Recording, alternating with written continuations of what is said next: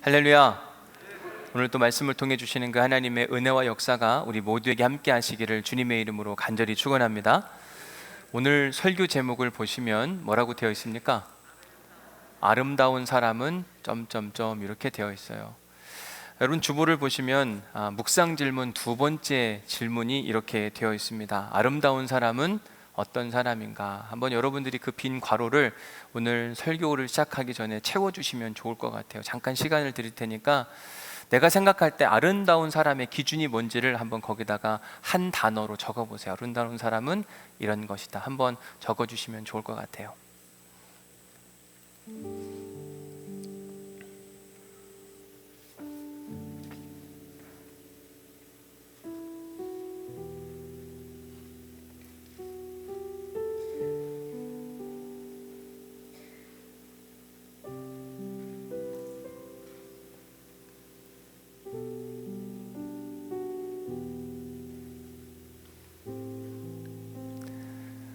다 적으셨죠? 네. 자, 요 적은 걸 가지고 오늘 설교의 결론과 어떻게 딱 맞아 떨어지는지를 여러분들이 한번 살펴보시면 좋겠다. 그런 생각이 듭니다. 얼마 전 책 한 권을 읽는데 책 제목이 너무 의미심장해서 그 내용까지 궁금했던 적이 있습니다. 그 책 제목이 뭐냐? 스캇 솔즈 목사님이 쓴 책인데 아름다운 사람은 저절로 만들어지지 않는다라고 하는 책입니다. 저는 궁금하면 잘 못 참거든요. 그래서 얼른 저 책을 사가지고 제가 읽고 있는데 아주 공감되는 어느 한 대목을 만나서 여러분들에게 소개해드리고자 합니다. 미국의 유명한 교회 연구가인 톰 레이너라고 하는 목사님이 계신데 그분이 코로나 이전에 교인들을 대상으로 설문조사를 하고 논문을 썼는데 논문의 제목이 아주 특별해요. 논문 제목이 이렇습니다. 교인들을 만족시키려면 목사는 일주일에 몇 시간 일을 해야 하나요? 논문 제목이 특별하죠. 다시 한번 읽어볼게요. 교인들을 만족시키려면 목사는 일주일에 몇 시간을 일을 해야 하나요? 저도 그 질문에 대한 답이 궁금하더라고요. 여러분들이 생각하기에 목회자가 여러분들의 영적 필요와 만족을 채워주기 위해서 일주일에 몇 시간을 일을 하면 적당할까요? 한번 이야기해 보세요. 몇 시간 일하면 될까요? 불러보세요. 일단은 일부 때는 100시간도 나왔어요. 100시간 정도는 일해야 만족스럽지 않을까. 그러면서 그렇지, 아름다운 목사는 저절로 만들어지는 게 아니구나, 이런 생각을 해보게 됐어요. 이 책에 보니까 몇 시간 정도 일을 해야 되는가 그 결과가 나오는데 몇 시간이라고 나오냐면 114시간을 일을 해야 성도들이 만족한다, 이렇게 나오더라고요. 제가 그래서 지난주에 꼼꼼히 한번 계산을 해봤습니다. 일주일 동안 내가 몇 시간을 일을 하고 있는가. 그래서 기도하는 시간부터 시작해서 설교, 또 설교 준비하는 것, 신방, 상담, 교회 행정적인 일들 다 한번 종합을 좀 해봤거든요. 먼저는 보통 새벽 기도회를 통해서 하루를 시작하니까 5시 정도의 교회를 출근하게 됩니다. 그리고 집에 돌아가는 시간은 거의 한 9시, 9시 반 정도가 돼요. 요즘엔 애들이 없어서 그런지 더 늦게 가게 되더라고요. 저희 아내가 더 늦어지네, 더 늦어져, 자꾸 그런 이야기를 해요. 근데 할 일이 있는 거 어떻게 해요? 월요일 날도 쉬는 날이기는 하지만 오전에는 좀 쉬고 오후에는 나와서 새벽 설교 준비를 해야만 새벽 설교가 또 가능하잖아요. 또 주일 설교도 그냥 뚝딱 만들어지는 게 아니니까 월요일 정도면 초안 정도가 나와야만 또 설교 준비를 계속 이어갈 수 있는 겁니다. 주말에는 조금 일을 덜 하더라고요. 오늘 또 제가 6시에 출근했는데 보통 퇴근 시간이 한 6시 정도가 돼요. 토요일도 비슷합니다. 한 12시간 정도. 제가 그래서 이렇게 저렇게 다 계산을 해보고 시간을 모아봤어요. 그랬더니 최소한 몇 시간이 되냐면 95시간 정도 일을 하더라고요. 제가 이 결과를 보고 너무 통탄한 마음, 부끄럽고 죄송한 마음이 들었습니다. 왜냐하면 114시간을 일을 해야 되는데 95시간밖에 일을 안 하는 거예요. 야, 큰일 났다, 어떡하냐. 내가 이제 깨달은 거예요. 왜 우리 교회 성도들이 만족을 못하나. 이유를 알겠더라고요. 1부, 2부 때는 막 고개를 끄덕이시는 분들이 있으니까 제 마음이 더 힘들더라고요. 분발하겠습니다. 조금 더 열심히 해서 여러분들의 영적 필요를 채워줘야 되는 게 아닐까, 그런 생각을 해보게 돼요. 여러분, 제가 주 5일 하루에 8시간 이렇게만 근무한다고 치면 어떨까? 법적으로는 40시간, 그리고 최대는 몇 시간까지 가능한 거죠? 52시간. 만약 제가 40시간만 근무하고 나머지 근무 시간 초과 근무 수당으로 여러분 월급 청구하면 어떨까요? 괜찮을까요? 아멘? 그렇게 할게요. 이 장로님들이 안 계셔서 문제네요. 일부 예배 때 다 드리고 가셔가지고. 만약 어떤 성도가 전화가 왔어요. 목사님, 지금 우리 가족 중에 누가 응급실에 있는데 오셔서 기도해 주시면 좋겠습니다. 그때 제가 제가 보니까 시간이 퇴근 시간이네요.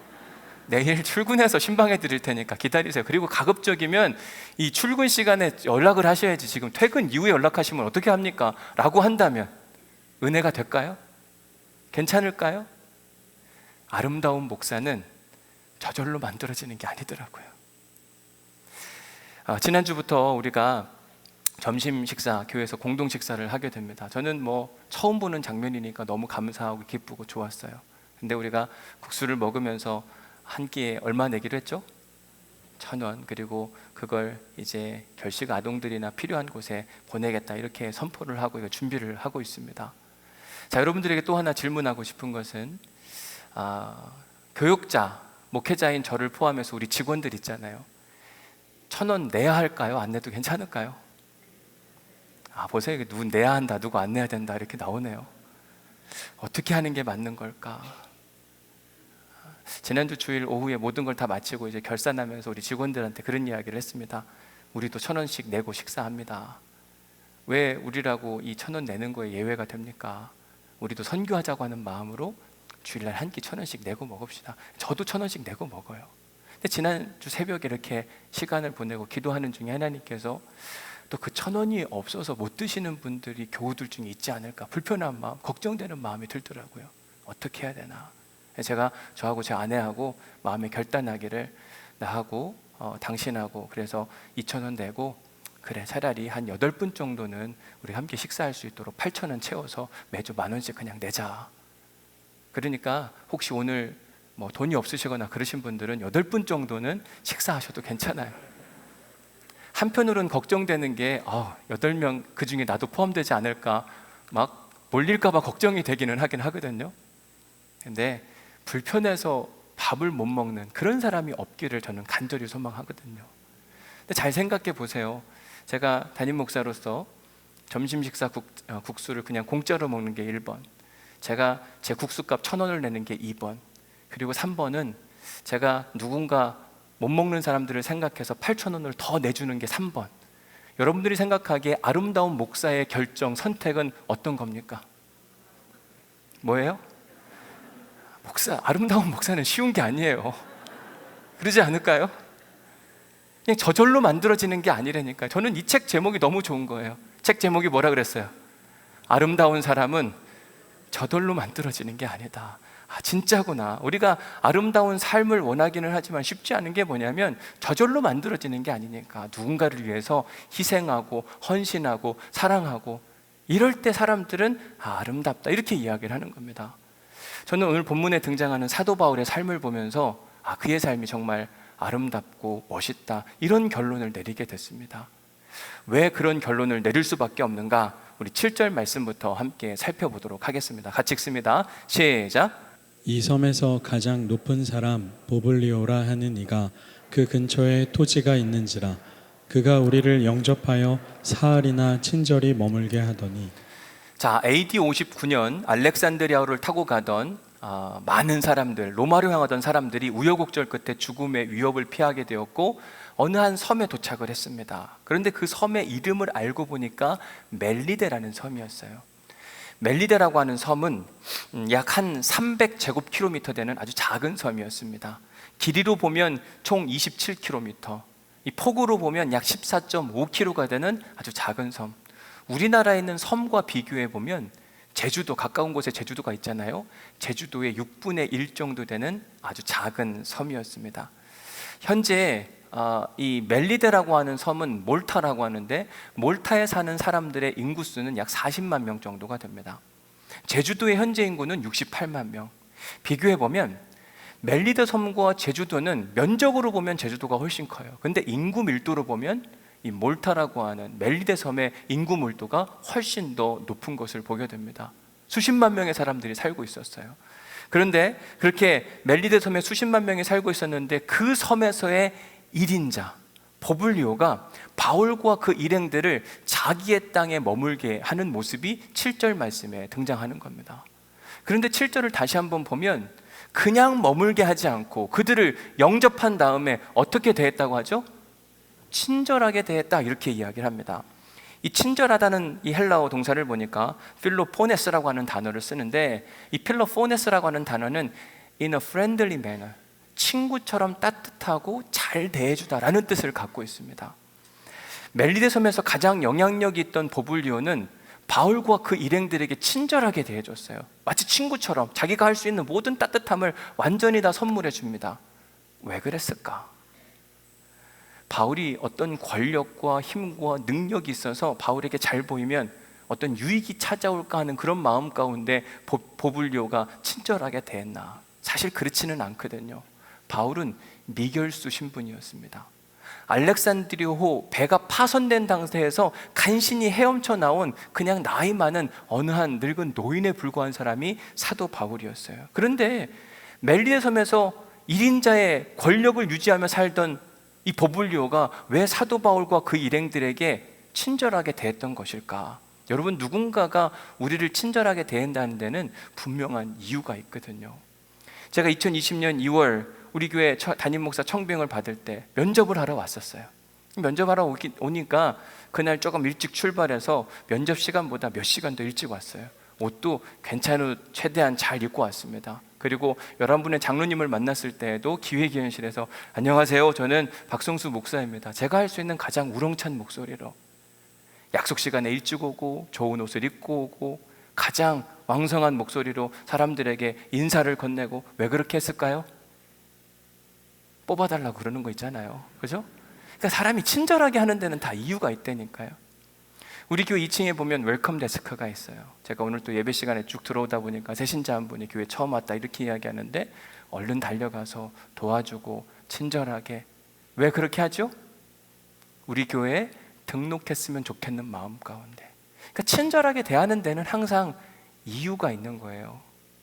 지난주에 제가 창세기 큐티를 하다 보니까 애굽왕 바로가 그 나라의 총리였던 요셉의 형제들이 가나안 땅에서 양식을 구하러 왔다는 소식을 듣고 아주 친절하게 대하는 모습을 보게 되었습니다. 그래서 창세기 45장 17절 말씀에 보니까 이렇게 하여 너희 양식을 싣고 가라. 여러분, 아주 흉년 중이었는데요, 자기의 곳간을 열어놓고 가져가고 싶은 만큼 다 가져가라고 이야기해요. 진짜 친절하게 대하는 겁니다. 근데 여기서 끝나지 않고 18절 말씀에 보니까 어차피 흉년 중에 힘들고 어려울 텐데 가나안 땅에 머물지 말고 애굽으로 와서 좋은 땅을 줄 테니까 여기에 머물라고 바로가 요셉의 형제들에게 이야기합니다. 이것도 굉장히 특별한 일이죠. 그리고 또 한 가지 45장 20절에 보니까 또 너희의 기구를 아끼지 말라. 너희들 내려올 때 가나안에서 쓰던 거 막 다 바리바리 싸우지 말고 그냥 버리고 오라고. 그리고 우리 이 땅에 오면 아주 좋은 게 있으니까 다 줄 테니까 여기 가지고 가라고. 괜찮다고. 애굽왕 바로가 요셉의 형제들에게 왜 이런 친절함을 베풀어 주었는가? 그 이유인즉슨 요셉이라고 하는 사람이 애굽에 등장하면서 흉년이라고 하는 7년의 대환란의 시기에 애굽을 구원해 줬거든요. 애굽왕 바로는요, 그 사실이 너무나도 행복하고 좋았습니다. 그러니까 친절하게 대해주는 거예요. 이처럼 누군가 우리에게 친절하게 대할 때는 다 이유가 있어요. 오늘 본문의 이야기로 돌아가서 멜리데 섬의 최고의 지도자였던 버블리오가 사도 바울에게 친절하게 대한 데에는 분명한 이유가 있어요. 자기 땅에 머물게 하고 특별한 대우를 해줬던 그 이유. 더 놀라운 사실은 버블리오만 그렇게 한 게 아니라 그 땅에 있는 모든 사람들이 그렇게 했습니다. 자, 여러분 10절 말씀을 같이 한번 읽어볼게요. 시작. 후한 예로 우리를 대접하고 떠날 때에 우리 쓸 것을 배에 실었더라. 후하게 예의를 갖춰서 우리를 대접했다. 뿐만 아니라 우리가 그 멜리데 섬을 떠나려고 할 때는 우리의 쓸 모든 것을 배에 가득 채워주었다. 이렇게 이야기를 하는 겁니다. 버블리오를 포함해서 그 섬에 있는 모든 사람들이 왜 사도 바울과 그 일행들에게 이렇게 친절하게 대했던 것일까? 저는 그 이유가 너무 궁금했거든요. 근데 그 궁금한 해답, 질문에 대한 해답을 저는 지난주 본문에서 찾을 수가 있었어요. 먼저는 3절 말씀을 함께 읽어보도록 하겠습니다. 같이 읽습니다. 시작. 바울이 나무 한 묶음을 거두어 불에 넣으니 뜨거움으로 말미암아 독사가 나와 그 손을 물고 있는지라. 바울이 독사에 물렸습니다. 자, 그러자 사람들은 바울은 죽겠구나라고 사람들이 지켜보고 있었어요. 그래서 6절 말씀에 보면 그들은 그가 붙든지 혹은 갑자기 쓰러져 죽을 줄로 기다렸다가 안 죽는 거예요. 아무 이상도 없이 지내는 걸 보니까 사람들의 생각이 바뀌어서 바울을 향하여 이는 신과 같은 사람이다, 신이 보낸 사람이다 라고 칭찬하고 응원하는 모습을 보게 됩니다. 제주도보다 6분의 1씩이나 작았던 아주 작은 섬, 이 멜리데 섬에 알렉산드리아호를 타고 있었던 276명이 생각지도 않게 도착을 하게 됩니다. 그러자 사람들이 삽시간에 그 이야기들, 있잖아 우리 섬에 어떤 사람들 276명이 왔어, 이 소식이 막 삽시간에 온 섬에 다 퍼졌어요. 근데 그냥 그 이야기만 퍼진 게 아니라 특별한 이야기가 하나 더 생겼잖아요. 그 이야기가 뭐냐면 어떤 사람이 독사에 물렸는데 죽어야 되는데 안 죽었대 라고 하는 소문이 사람들의 입소문을 타고 온 동네에 퍼지는 겁니다. 그런데 소문이라는 게 그렇잖아요. 여기서 하고 어떤 이야기가 나왔는데 한 번, 두 번, 세 번 거치면 저기는 하고 되는 거예요.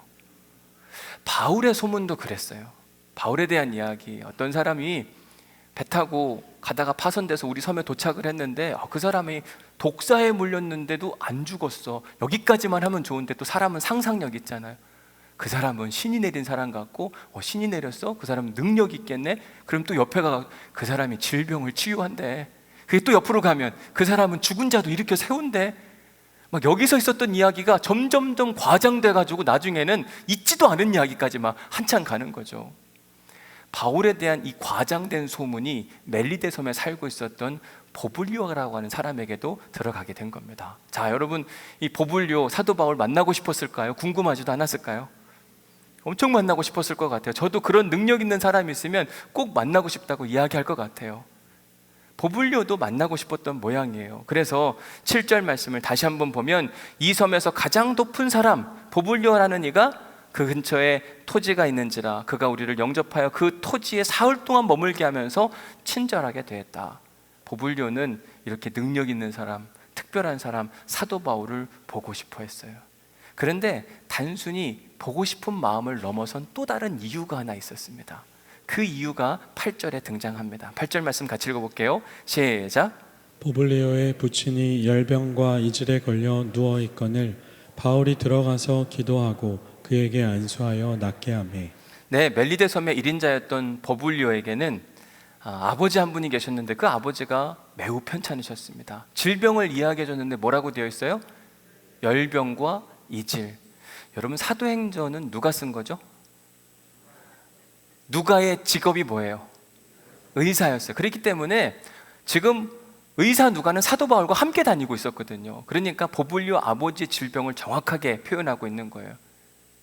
열병과 이질. 당시의 열병과 이질은 그 사람들 능력 안에 해결할 수 없는 아주 특별한 병이었습니다. 그래서 일반적으로는 민감요법을 써서 이렇게도 해보고 저렇게도 해보지만 대부분이 그 문제를 해결하지 못하고 세상을 떠나보내야 되는 그런 상황 가운데 놓여 있었습니다. 그런데 갑자기 자기 아버지가 회복될 기회가 찾아왔어요. 누구를 통해서? 능력 많은 사도 바울. 뱀에 물렸는데 안 죽었잖아요. 그 능력 많은 사도 바울이 우리 아버지의 질병을 치유해 줄 수 있지 않을까? 여러분, 세상 그 어느 자녀가 부모님이 낳을 기회가 있다고 이야기하는데 두 손을 놓고 있겠는가? 요한복음 11장에 보면 이에 그 누이들이 예수께 사람을 보내어 이르되 주여 보시옵소서, 사랑하는 자가, 이 사랑하는 자가 나사로거든요. 나사로가 아프니까요, 그의 누이들이 예수님 가까이 왔다는 소문을 듣고 예수님에게 사람을 보내서 얼른 예수님이 오셔서 우리 동생 좀 살려달라고 이야기 좀 해라, 죽을 병이 들었다고 이야기 좀 해달라. 누구나 다 그렇게 할 수밖에 없어요. 마가복음 7장에 보면 어느 한 여인이 사랑하는 딸 가운데 귀신이 들렸습니다. 예수님이 자기 동네에 왔다는 이야기를 듣고 그 여인은 당장 달려가서 귀신 쫓아내 주시기를 간구하며, 이게 인간의 본성 아닐까요? 심지어 누가복음 7장에 보면 어떤 백부장의 사랑하는 종이 병들어 죽게 되었더니 종을 정말 많이 사랑했던 것 같아요. 그런데 예수의 소문을 듣고, 예수님이 어떤 분이신지에 대한 소문을 듣고 사람을 보내서 와서 고쳐달라. 지금 멜리데 섬의 1인자였던 보블리오 역시 자신의 사랑하는 아버지의 위독함을 보고 이 문제를 해결해 줄 수 있는 특별한 사람이 자기 동네에 왔는데 가만히 있을 수 있겠냐고요. 야, 우리 땅 있으니까 여기 와서 다 지내도록 해보자. 그리고 그 사람한테 친절하게 막 다 베풀어 주는 겁니다. 바울이 딱 보아하니요, 보블리오가 그냥 부른 게 아닌 거예요. 해줘야 될 게 있는 겁니다. 그게 뭐냐? 보블리오의 아버지의 질병을 치유해 줘야 되겠다. 그래서 8절 말씀에 보면 보블리오의 부친이 열병과 이질에 걸려 누워있건을 바울이 본 겁니다. 하나님의 은혜로 충분히 고칠 수 있겠구나 라는 생각이 들어서 바울이 들어가서 기도하고 그에게 안수하여 어떻게 해요? 낫게 하며 놀라운 은혜가 나타나게 된 겁니다. 근데 이 소문이 막 퍼지고 퍼졌어요. 그러자 9절 말씀, 이러므로 섬 가운데 다른 병든 사람들이 와서, 여러분 여기서 말하는 병든 사람들은 난치병, 불치병에 걸린 사람들을 이야기하는 겁니다. 바울이 열병과 이질, 그 당시에 다 죽는다고 생각했던 그 질병을 치유했잖아요. 그 소문이 돌았잖아요. 그러니까 그 섬에 있었던 수많은 사람들이 찾아와서 우리 병도 고쳐주옵소서, 우리 병도 고쳐주옵소서. 바울은 그들을 마다하지 않았어요. 다 고쳐주는 겁니다. 사실 힘들고 어려웠을 텐데도 바울은 마다하지 않았어요. 그러자 10절의 은혜가 있었던 거예요. 후한 예로 아주 사람들이 자기들에게 후하게 예의를 갖춰서 잘 대접하고 떠날 때 필요한 것들을 다 얹어서 주더라. 제가 오늘 설교 서두에 사도 바울의 인생은 참으로 아름답고 복된 인생처럼 보였다, 이렇게 설명을 해드렸습니다. 그 이유는 다른 게 아니라 nothing to something. 멜리데 섬에 사도 바울이 들어올 때는 아무것도 가진 게 없이 왔어요. 미결수 신분에 배는 파손되었고 추위에 벌벌 떨고 있는 그런 상태. 그런데 이 멜리데 섬에서 3개월 동안 머물면서 그들은 조금도 부족함이 없이 지냈어요. 가득 채워주시는 그 하나님의 은혜와 역사를 다 경험했습니다. 그런데 사도 바울이 이렇게 놀라운 하나님의 은혜와 역사를 체험하게 된 배경이 뭐냐? 여러분, 지난주에 제가 여러분들에게 감사절 설교를 하면서 감사에는 3가지 감사가 있다고 말씀을 드렸어요. 첫 번째 감사 뭐였죠? 응답하심에 대한 감사. 두 번째는 씨앗 속 열매 감사. 여기 다 적혀져 있잖아요. 어떤 분은 그런 이야기 하시더라고요. 목사님, 여기 씨앗 속 열매 감사 적었는데 지난주에 그 문제가 해결됐다는 거예요. 너무 감사하다, 너무 좋다. 마지막 3번째 감사가 뭐였죠? 장미꽃 가시감사. 사실은 이런 은혜를 누리게 된 배경은 뭐냐면 장미꽃 가시감사 때문에 그랬어요. 바울이 인생 최대 위기를 멜리데 섬에서 만났습니다. 겨울뱀, 독이 가득한 뱀이 사도 바울을 확 물어버렸습니다. 사람들은 바울이 죽을 것을 기대하고 기다렸어요. 죽을 거야, 죄가 있어서 저런 일을 당한 걸 거야. 그런데 바울이 하나님의 은혜 가운데 죽지 않았습니다. 사람들은 다 신기했었죠. 왜 저런 일이 일어날까? 신이 보낸 사람이 아니고는 이럴 수가 없다. 그러면서 아주 유명세를 타게 됩니다. 그 유명세 덕분에 누구를 만났냐면 그 섬에서 1인자였던 보블리오를 만나고, 보블리오 아버지의 상태를 보니까 심각한 질병인데 하나님의 은혜면 나을 수가 있겠구나. 바울이 기도하고 낫게 되었어요. 그러자 그 섬에 있는 또 다른 불치병에 걸린 모든 사람들이 다 찾아와가지고 우리 병도 질병에 고쳐달라라고 이야기하는데, 바울이 그 일에 힘을 쏟자 그들이 완전히 고침을 받습니다. 여러분, 이러면서 바울은 그 마을에서 영웅이 됐어요. 여러분, 제가 막 기도하는 사람들마다 다 나았어요. 그러면 여러분들이 제가 하는 일에 동참할까요, 안 할까요? 아마 뭐든지 다 해주려고 애를 쓸 겁니다. 그렇지 않을까요? 바울이 마치 그런 일들을 경험하는 겁니다. 바울이 그 안에서 하려고 있었던 모든 일들 가운데 필요한 걸 막 다 갖다 주는 거예요. 얼마나 기쁘고 행복했을까. 그런데 이건 바울의 능력이 아니라 누구 덕분에요? 살아계신 하나님의 은혜와 역사 덕분에 그랬어요. 그런데 분명히 이건 하나님의 역사지만 우리가 이때 잊지 말아야 될 한 가지 사실이 있어요. 바울이 이렇게 하나님의 은혜와 역사를 누릴 수 있었던 비결이 뭐냐? 3절에 나옵니다. 우리 3절 말씀 한 번 더 읽어보겠습니다. 시작. 바울이 나무 한 묶음을 거두어 불에 넣으니 뜨거움으로 말미암아 독사가 나와 그 손을 물고 있는지라. AD 59년, 이때 사도 바울의 나이는 50대 중반 정도가 됐습니다. 지금은 50대 중반 그러면 한창이라고 사람들이 이야기합니다. 어른 노릇을 할 수가 없었어요. 그런데 지금으로부터 몇십 년 전 저희 아버지한테 들은 이야기입니다. 예전에는 50만 돼도 농사에서 손을 뗐다고 이야기를 하더라고요. 어른 노릇하는 거예요. 뒷짐지고 다니면서 에헴 했던 게 저희 아버지 바로 윗세대라고 이야기를 해요. 뭐 아마 그런 것들 많이 경험해 보셨을 거라고 생각이 됩니다. 그런데 지금 사도 바울이 살고 있었던 시대는 지금으로부터 2000년 전의 이야기예요. 그 당시에 평균 수명이 언제냐면 40대 후반에서 50대 초반입니다.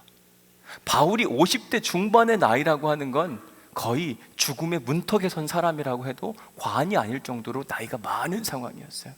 이렇게 나이 많은 어르신이 알렉산드리아가 파선이 되면서 수영을 해가지고 멜리데 섬에 도착을 했습니다. 이것도 정말 힘든 일이었거든요. 근데 게다가 막 비가 추적추적 내리니까 얼마나 추워요. 체력은 소진되었고, 다행이고 감사한 건 멜리데 사람들이 이들을 환영해 주었어요.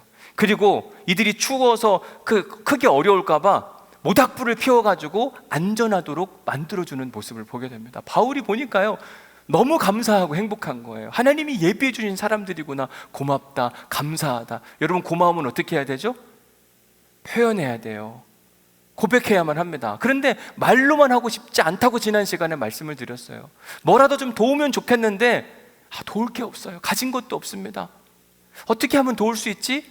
그가 가지고 있는 거라고는 딱 성하지 않은 몸뚱어리 하나. 바울에겐 지병이 있었잖아요. 바울이 선교행을 하면서 끊임없이 매도 맞고 고생을 얼마나 많이 했어요. 몸이 만신창인 거예요.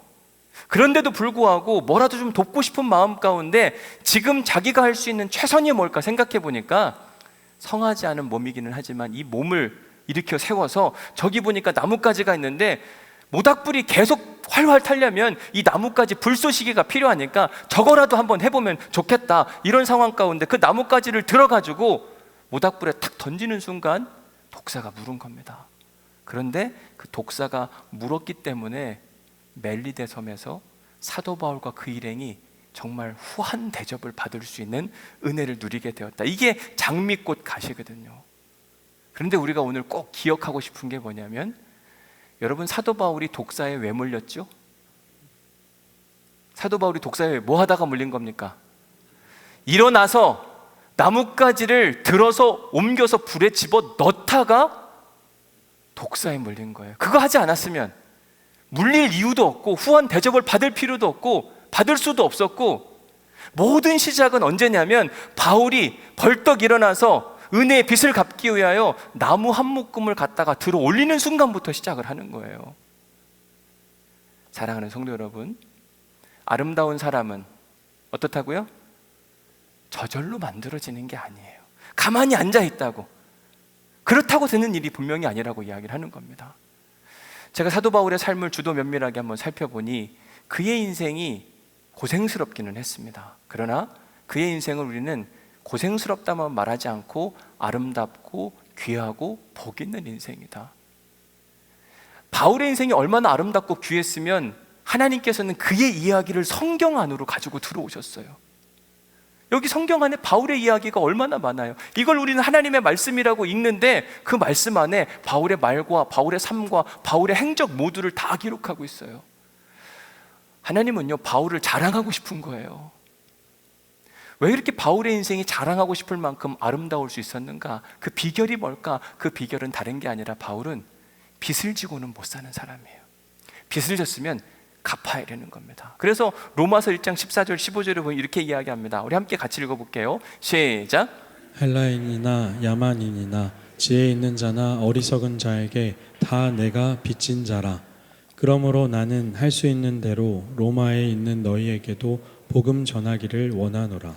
하나님의 사람 사도 바울은 자기가 예수님을 자기의 인생의 주인으로 삼고 그분이 주시는 그 십자가의 은혜와 보혈로 구원받았음을 확실히 믿고 있었습니다.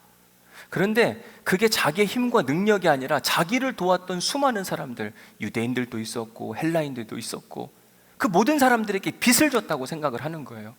그 빚진 것을 내가 어찌 가만히 있을 수 있는가? 하나님이 나한테 이 구원의 은혜를 허락하셨는데 어떻게 가만히 있을 수 있는가? 그래서 그는 1차 선교여행, 2차 선교여행 누가 가라고 해서 간 게 아니에요. 복음의 빛을 졌다고 생각하기 때문에 계속 돌아다녔습니다. 심지어 3차 선교여행 하는 중에 그는 여기서 마무리할 수가 없고 나는 로마까지도 가보아야 하리라. 바울에게는 복음의 빛을 갚기 위하여 끊임없이 일어나서 움직이고 도전했던 모습을 보게 됩니다. 오늘 본문에서 역시 바울은 멜리데 섬에서 사람들에게 은혜를 입었어요. 알렉산드리아가 파손되면서 낯선 섬에 도착했는데 그 섬 사람들이 얼마나 친절하게 잘 대해 주었는지, 추위에 벌벌 떨고 있는 그들을 향해서 모닥불을 피워주고 안전하게 해주는 그 모습 자체가 너무 고마운 겁니다. 그런데 고마우면 그냥 말로만 고맙다고 한 게 아니라 바울은 그 빛을 반드시 갖고 싶은 그 마음 가운데 50대 중반 죽음의 위기 앞에 서 있는 그 한 사람이 벌떡 일어나서 그래도 뭐라도 좀 해야 되지 않을까, 그런 가운데 나뭇가지를 들어서 옮기던 중에 독사에 물렸는데 거기서 그게 끝난 게 아니에요. 그 모든 어려움을 은혜로 바꿔주시는 하나님의 역사가 오늘 본문 7절부터 10절에 자세히 등장하는 겁니다. 그로 인해 바울은 3개월 동안 넉넉하게 살 수 있었고, 그로 인해 바울은 떠날 때 자기들 배에 엄청나게 필요한 먹을 양식들을 실어주시는 그 하나님의 역사를 경험하게 됐어요. 만약 바울이 나는 정말 노인이니까 아무것도 할 수 없다, 따뜻한 불이 돋사온 여기서 불만 쬐고 있었다고 생각해 보세요. 야, 젊은 것들이 해라, 젊은 것들이 시켰다고 생각해 보세요. 그렇다고 한다면요, 바울은 그렇게 아름다운 인생을 마주할 수가 없었어요. 바울이 벌떡 일어나서 나뭇가지를 옮기는 그 순간 하나님께서 일하시고 역사하셨던 겁니다. 여러분, 사람은 누구나 다 아름다운 인생을 꿈꾸며 삽니다. 그렇죠? 여러분, 우리가 다 아름답게 살기를 원하잖아요. 인생의 결말이 지금보다 훨씬 더 아름답기를 다 소원하고 살아가요. 그러나 그 아름다움은 저절로 만들어지지 않아요. 저도 아름다운 목회를 하고 싶습니다. 근데 아직 멀었다니까요. 왜죠? 95시간밖에 안 돼가지고. 더 해야 돼요, 더. 그죠? 114시간을 해야 돼요. 더 힘쓸게요. 저만이 아니라 우리 모두가 다 아름다워지려면 지금의 모습으로는 안 된다고 이야기를 하는 거예요. 은혜의 모닥불, 저는 이렇게 표현하고 싶어요. 은혜의 모닥불만 채면서 오늘 예배 참 좋다. 여러분이 예배가 하나 완성되기까지 얼마나 많은 시간과 노력이 필요한지 아세요? 누군가는 설교 준비를 하고, 누군가는 기도 준비도 하고, 성가대 찬양 준비하고, 차량 봉사하고, 애들 맡아주고, 식당 봉사하고. 근데 우리는 그냥 은혜의 모닥불만 피우고 째고 가기를 소망하는 거예요. 그런 교회는 아름다운 교회가 아니에요. 아름다운 교회는요, 먼저 나서서 제가 하겠습니다. 저는 뭐가 할 게 없나요? 사도 바울처럼 50대 중반의 나이가 되었을 때에도 불구하고 죽음의 문턱에 서 있는 그 사람이 나뭇가지를 들어가지고 옮길 때 그런 교회, 그런 성도가 아름다운 교회요, 아름다운 성도가 될 수 있다고 이야기를 하는 겁니다.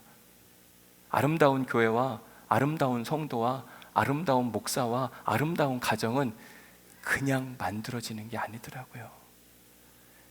가끔은 독사에 물릴 수도 있어요. 그런데 놀라운 사실은 독사에 물려도 죽지 않을 때 하나님의 역사가 일어나는 겁니다. 독사무소 피워다니는데 무슨 하나님의 은혜와 역사가 나타나겠어요?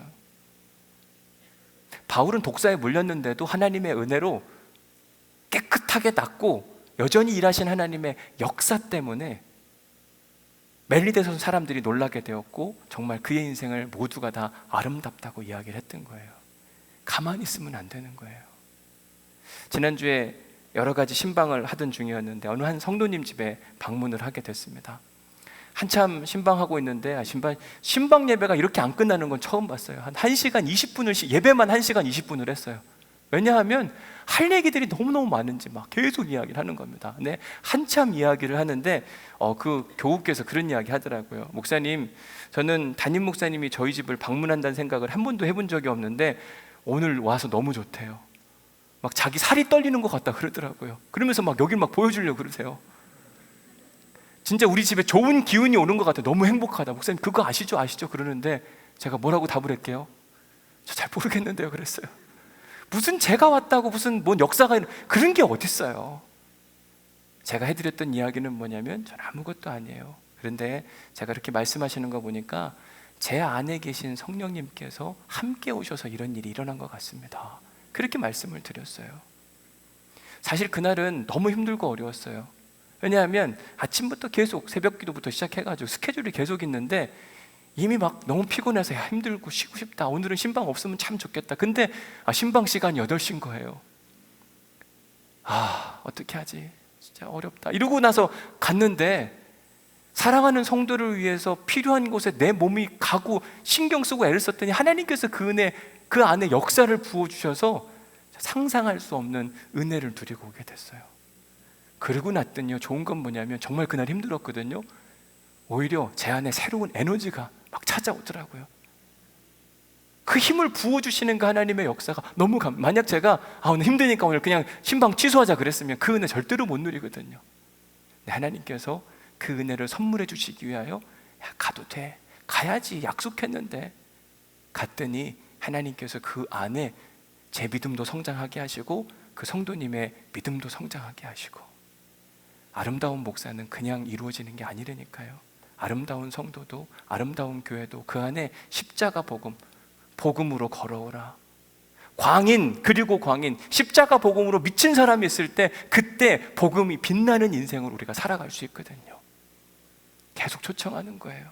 그럴 때 아름다운 인생이 되어지는데, 바라기는 우리의 인생이 그 아름다운 인생이 되어질 수 있기를 주님의 이름으로 간절히 축원합니다. 은혜 받은 말씀 적어보십시오.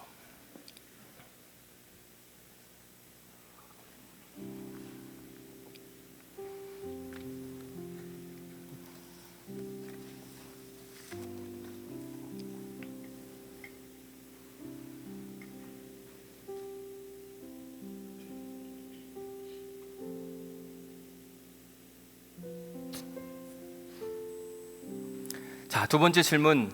아름다운 사람은 이제 정답을 알겠죠? 뭐죠?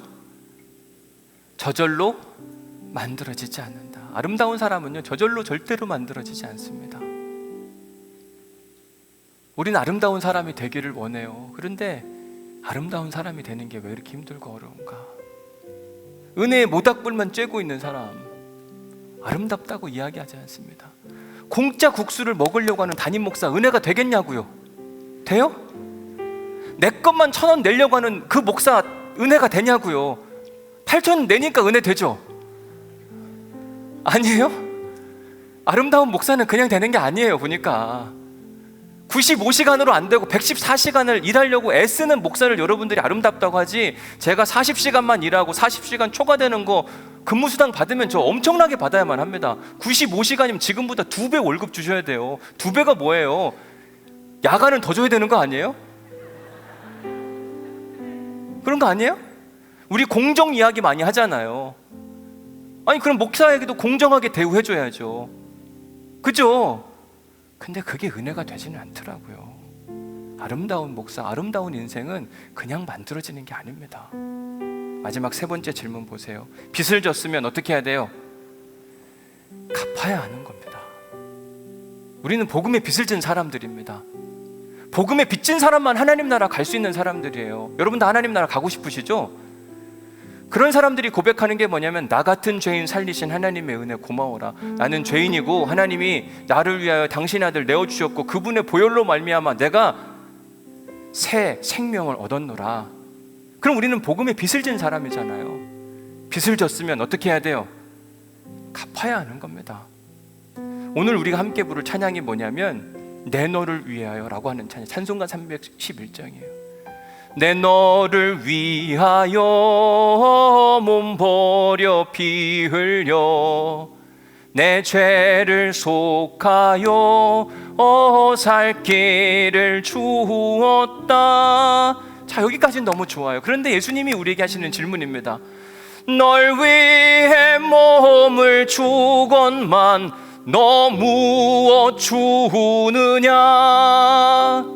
널 위해 몸을 주건만 너 무엇 주느냐? 하나님이 우리를 사랑하셔서 당신의 아들 예수 그리스도까지 보내주셨는데 너는 나를 위해 도대체 뭘 할 거냐? 바울은 복음의 빚을 지고 나니까요, 죽음의 문턱에 섰음에도 불구하고 가만히 있지 않고 그 빚을 갚기 위하여 나뭇가지 하나를 갖다가 불에 던지다가 은혜를 입었다니까요. 하나님의 은혜와 역사는 가만히 있어서 만들어지는 게 아니에요. 저절로 만들어지는 게 아니라 나뭇가지를 들어야 돼요. 움직여야만 합니다. 복음의 빚을 갚을 때 아름다운 인생, 아름다운 교회, 세상의 희망이 되는 교회가 반드시 이루어질 수 있습니다. 마침 다음 주에 은사배치 박람회가 열리게 됩니다. 우리 사랑하는 이동환 권사님께서 양욱 국장님이신데, 이 권사님이 뭐 작년에도 그 이야기 하셨고 올해도 저한테 부탁하면서 하신 이야기가, 목사님 이 은사배치 박람회 때 꼭 관련된 설교를 한번 해주시면 좋겠다. 성도들이 그래야 마음이 움직이지 않겠냐. 근데 저는 타겟팅 설교는 못하겠다 그랬어요. 그걸 위해서 어떻게 하냐, 나는 강해 설교 하는데 하나님이 필요하시면 말씀을 주시지 않겠냐, 하나님 인도하심 받아보자. 그런데 하필 오늘 이 말씀이 그 말씀인 거예요. 그렇지 않아요? 한번 쭉 살펴보세요. 내 너를 위하여 목숨까지 내어줬는데 우리는 맨날 은혜만 받고 가려고 그래요. 불제고 갑니다. 아, 오늘 찬양 좋네, 오늘 앞에 싱어들 엄청 잘하네, 아, 오늘 목사님 그 예화 좋네, 이러고 가는 게 아름다운 교회가 아니거든요. 내 너를 위하여 뭘 해줬는데 넌 뭐 할 거냐, 뭐 할 거냐. 1인 1사역 잘 모르겠으면은요, 우리 전사님들하고 목사님들께 물어보시면 잘 안내해 드릴 수 있어요. 어떤 분은 성가대도 할 수 있고, 교사도 할 수 있고, 뭐 안내도 할 수 있고, 여기 방송 뭐 하도 다 할 수 있는 게 너무너무 많아요. 짧은 시간이든 긴 시간이든 은혜 많이 받은 사람이 뭐든지 다 할 수 있더라고요. 근데 이거 할 때 우리가 조심해야 되는 거, 만약에 어떤 분이 이제 이 설교 듣고 나 성가대 하고 싶다, 근데 막 노래를 조금 못해요. 그렇다고 칩시다. 그러면 집사님 어떻게 해야 되나요? 괜찮아요? 아, 기도하겠대요. 내 너를 위해 모든 걸 줬는데 기도로 끝나겠냐, 이 얘기 하시는 거예요. 만들어서 같이 해야 될 거 아니에요. 그렇죠? 우리가 뭐든지 함께 기다려주고 함께하는, 세상과 다른 건 이런 거 아닐까요? 세상은 잘하는 사람만 골라서 쓰고 할 수 있는 부분만. 근데 우리는 누구든지 할 수 있도록 다 열고. 그러니까 여러분들이 한번 꼭 적으시고 결단하길 바라는데, 사역들이 엄청 많습니다. 뭐 예배 안내팀, 시니어 팀도 있고, 뭐 성전 데코레이션 하는 거, 어떤 건 일시적으로 하는 게 있고, 어떤 때는 오랫동안 하셔야 되는 것도 있는데 한번 마음에 결정을 하시고 해보시면 좋겠다. 그런데 우리가 조심해야 될 게 한 가지가 있어요. 그게 뭐냐면, 여기 보세요. 한번 꺼내가지고 보시면 맨 뒤에 사역 신청서가 있고 사역 추천서가 있습니다. 제일 안 좋은 사람은 어떤 사람이냐면, 자기 사역은 안 적고 밑에 사역 추천만 하시는 분들이 계세요. 아, 누가 잘할 것 같으니까 이 사람 시켜라. 제발 이러지는 않았으면 좋겠어요. 나도 하는데 누구도 요거 잘하니까 같이 할 수 있도록 협력해주면 좋겠다. 이게 가장 아름다운 거 아닐까요? 그로 인해서 누구나 다, 사실 말은 참 잘합니다. 여러분, 여기 휴지 만약에 떨어져 있어요. 휴지 떨어져 있으면 휴지 떨어져 있는 그냥 지나가는 사람이 있습니다. 어떤 사람은 저거 휴지 누가 떨어뜨렸어? 손가락질하는 사람이 있어요. 근데 진짜 하나님이 원하시는 건 누가 줍나 보시는 거예요. 주차장이 막 부족해요. 그러면 진짜 우리가 해야 되는 일은 주차를 놓고 오든지 아니면 멀리 되든지 이래야 되는데, 계속 아니 교회는 왜 이렇게 주차장이 부족한 거야, 이 얘기만 하고 끝나고 가는, 진짜 하나님이 원하시는 게 뭘까? 하나님은 나뭇가지 들 사람이 필요한 거예요. 왜 하나님이 오늘 이 말씀을 저도 잘 모르겠어요. 하나님이 이 사역을 원하시니까. 어떤 분은 1인 5사역도 하시고, 제가 보니까 1인 7사역도 하시는 분이 계세요. 그 짐을 누군가 덜어줘야 되지 않을까요? 내가 한번 해봐야 되겠다. 교사도 지원하시고, 또 이 찬양팀도 지원하시고, 그리고 성가대도 뭐든지 한번 작은 거라도 하나씩 우리가 수고하고 애를 쓴다면 하나님께서 저는 얼마나 기뻐하실지 몰라요. 내 너를 위하여 몸까지 내어줬는데 넌 언제까지 불만 쬐고 있을래? 언제까지 그냥 앉아서 좋은 예배만 드리고 갈래? 그러면 안 된다고 우리에게 말씀해 주시는 거예요. 오늘 집에 가셔서 꼭 읽어보시고, 궁금한 거 있으면 우리 사역자들한테 물어보시고, 그리고 안내해달라고 하시면 돼요. 이렇게 안내해달라, 저렇게 안내해달라. 그러다 보면 하나님께서, 여러분 사도 바울이 하나님 나라 들어가는데 바울아 너 뭐 했나 보자 점검할 필요도 없어요. 그냥 통과해요. 왜? 하나님 기뻐하시는 일을 너무 많이 했거든요. 자랑하고 싶어서 성경에까지 써놨는데 누가 사도 바울을 안 보내요? 우리를 막 체크한다고 해서 너는 보니까 그때 그랬네, 이러면 진짜 큰일 나는 거 아닐까요? 한 분당 딱 한 가지씩은 뭐라도 사역할 만한 게 없을까? 없으면 우리 사역자들한테 만들어 달라 그러세요. 나 뭐 하고 싶은데 목사님 이 지금 만들어 달라. 여기 유 목사님 계시잖아요. 만들 수 있죠? 네, 하실 거예요. 저분 능력이 엄청 많으시거든요. 다 도와드릴 거예요. 할 수 있는 만큼. 그래서 우리는 아름다운 교회 되기를 간절히 소망합니다. 아름다운 성도 되기를 간절히 소망합니다. 아름다운 믿음의 사람들이 차고 넘치는 우리 온누리 교회 될 수 있기를 주님의 이름으로 간절히 축복합니다. 우리 찬양하겠습니다. 내 너를 위하여 찬양합시다. 내 너를 위하여 몸 버려 피 흘려 내 죄를 속하여 살 길을 주셨다. 널 위해 몸을 주건만 너 무엇 주느냐. 널 위해 몸을 주건만 너 무엇 주는 아버지를 보자와 아버지 보자와 그 영광 떠나서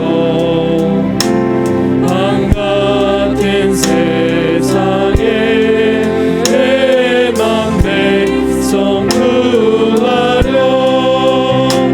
내 몸을 희생했건만 너 무엇 하느냐. 내 몸을 희생했건만 너 무엇 하느냐. 죄 중에 빠져서 영죽을 인생을 구하여 주려고 나 피를 흘렸다. 내 죄를 대속했건만 너 무엇 하느냐. 내 죄를 대속했건만 너 무엇 하느냐. 여러분이 찬양하면서 마음 가운데 막 움직이지 않으세요? 저는 이 찬양할 때마다 아 진짜 그래, 하나님이 나한테 많은 걸 허락하셨는데 어떻게 가만히 있을 수 있지? 아, 이게 정말 가슴 떨리는 찬송이더라고요. 여러분들에게도 그 은혜가 있을 거라고 저는 분명히 믿습니다. 꼭 여러분들 저만 8,000원 내게 하지 마시고요. 결단 아까는 막 엄청 여러분들이 은혜 받으시더라고요. 그래 목사님 8,000원 내야지. 남이 하는 건 있는데 내가 하려고 할 땐 잘 안 돼요. 그렇지 않나요? 결단과 의지가 필요한 거예요. 우리 다 함께 자리에서 일어나셔서 4절 찬송할 텐데 한없는 은혜와 용서 허락하신 그 하나님, 내가 무엇을 할 수 있을지 가르쳐 주옵시고 우리 온누리 교회가 아름다운 교회, 믿음의 교회, 생명의 교회가 되게 하여 주옵소서. 이 믿음을 담아서 다시 한번 4절 힘차게 찬양하겠습니다. 한없는 용서와 참 사랑 가지고 세상에 내려와 세상에 내려와 마가 없이 주었다. 이곳이 귀중하건만 너 무엇 주느냐. 이곳이 귀중하건만 너 무엇 주. 4절 다시 한번 찬양합니다. 한없는 용서와 한없는 용서와 참 사랑 가지고 세상에 내려와 값없이 주었다. 이곳이 귀중하건만 너 무엇 주느냐. 이것이 귀중하건만 너무 이것이 귀중하건만 너 무엇 주느냐. 이것이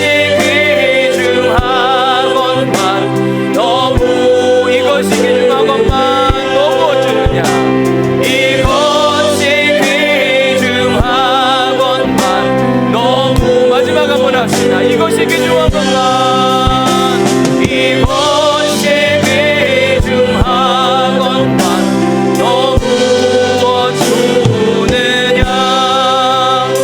하나님, 오늘도 우리에게 말씀 주시니 감사합니다. 우리는 아름다운 사람을 꿈꿉니다. 아름다운 교회 되기를 원합니다. 아름다운 사람은 저절로 만들어지지 않는다. 사도 바울을 통해서 보았습니다. 그는 50대 중반의 힘없는 노인에 불과했지만 복음의 빚을 갚기 위하여, 자기를 잘 대해준 사람들에 대한 빚을 갚기 위하여 나뭇가지 하나를 옮기다가 독사에 물렸습니다. 그러나 그 독사가 힘을 발휘하지 못하고 하나님의 능력으로 깨끗해지고 자유로워지자 더 크신 하나님의 은혜와 역사가 나타난 것을 보게 됩니다. 하나님, 어느 때는 우리 마음 가운데 교회 일을 하다가 상처받은 사람들이 분명히 있습니다. 하나님, 그러나 예수 그리스도가 해독제인 줄 믿사오니 주여, 주님께서 다 풀어 주옵소서, 해결하여 주옵소서, 상처들이 떠나가게 하여 주옵시고 오히려 사역하는 즐거움과 기쁨이 있게 하여 주옵시고 나를 위하여 십자가에 죽으신 예수 그리스도의 그 은혜가 살아 숨쉬는 온누리교회가 될 수 있도록 도우시고 축복하여 주옵소서. 이제는 우리 주 예수 그리스도의 은혜와 아버지 하나님의 극진하신 사랑과 성령님의 감동, 감화, 역사, 교통, 위로하심이 오늘 말씀을 듣고 아름다운 성도, 아름다운 교회, 아름다운 사람이 되기를 다짐하며 바울을 닮아 나뭇가지 하나라도 옮겼던 그 모습이 우리의 모습이 되기를 소망하는 우리 사랑하는 온누리교회 모든 성도들 가운데 그 놀라운 하나님의 은혜와 역사가 영원히 함께 하시기를 간절히 축원하옵나이다. 아멘. 하나님 감사합니다. 오늘 또 우리에게 말씀 허락하시고 인도하여 주시니 감사합니다. 내 너를 위하여 많은 것들을 주었는데, 심지어 나의 아들까지 주었는데 너는 왜 그러고 있느냐. 주님, 주의 말씀이 들리게 하시고 주의 말씀이 들리게 하시고